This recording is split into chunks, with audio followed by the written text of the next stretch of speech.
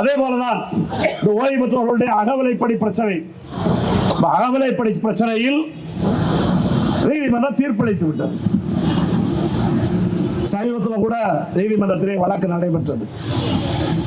நீதிமன்ற தீர்ப்பை அமல்படுத்த வேண்டும் என்று நாமும் சொல்லுகின்றோம். பல சங்கங்கள், அது அலுவலர் சங்கம், ரேவா உட்பட நீதிமன்றத்திலே வழக்கு போட்டு தீர்ப்பு வாங்கி இருக்கின்றார்கள்.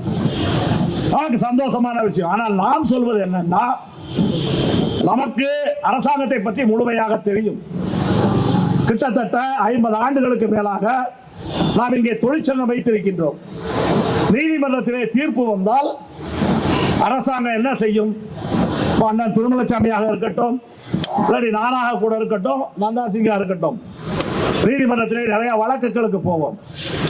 எங்களை பொறுத்தவரை நாங்கள் வழக்கு நடத்துவதை வேடிக்கை பார்க்க போன ஆட்கள் கிடையாது.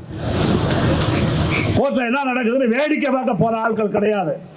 நேரடியாக வழக்குகளிலே வாதாடி நூற்றுக்கணக்கான தீர்ப்புகளை பெற்றிருக்கிறோம். அவரும் சரி, நாங்களும் சரி. நாங்கள் வேடிக்கை பார்க்க போன ஆட்கள் இல்லை. நீதிமன்றத்தை எப்படியெல்லாம் ஏமாற்ற வேண்டும் என்பதை அரசாங்கம் இன்றைக்கு புதிதாக புரிந்து கொண்டு வச்சிருக்கு.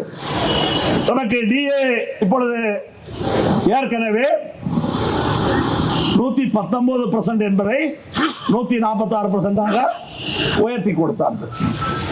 5% 14% உயர்த்தி கொடுத்தார்கள்.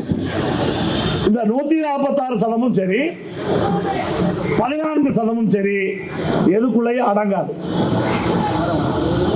இது ஒரு குத்துமதிப்பான தொகை.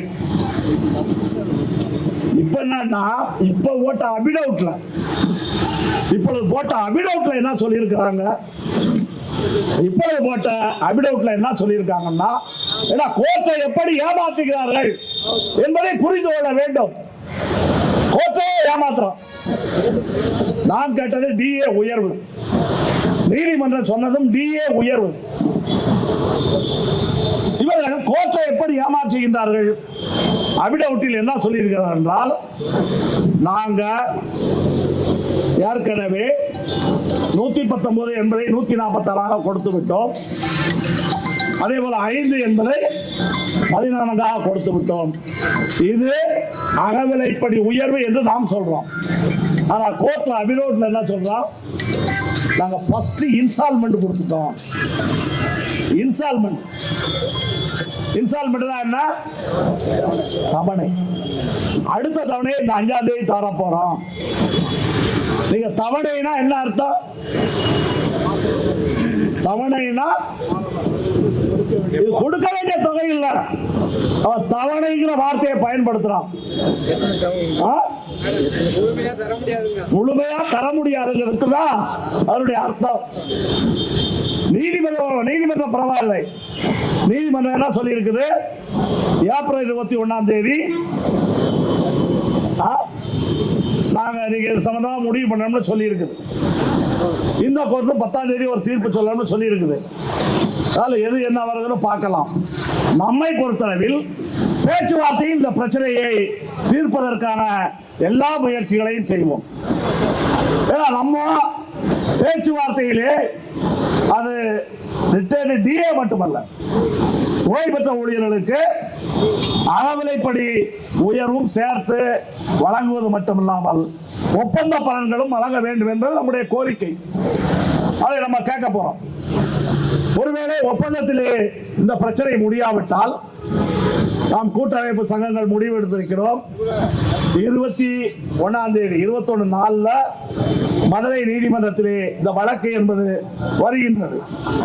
அப்படி நீதிமன்றத்திலே வழக்கு வரும் பொழுது நாம் 21ஆம் தேதி காலையிலே மதுரை நீதிமன்றத்திலே நியாயம் கேட்டு அணிவகுப்பு போராட்டத்தை நடத்துவது என்று முடிவெடுத்திருக்கிறோம்.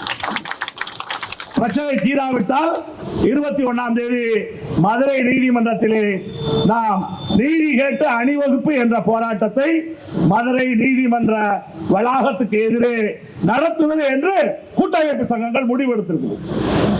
எனவே நம்முடைய போராட்டம் ரோட்ல மட்டுமல்ல, நீதிமன்றம் வரை நம்முடைய போராட்டத்தை நீட்டிப்பது என்று நாம் முடிவு செய்திருக்கிறோம்.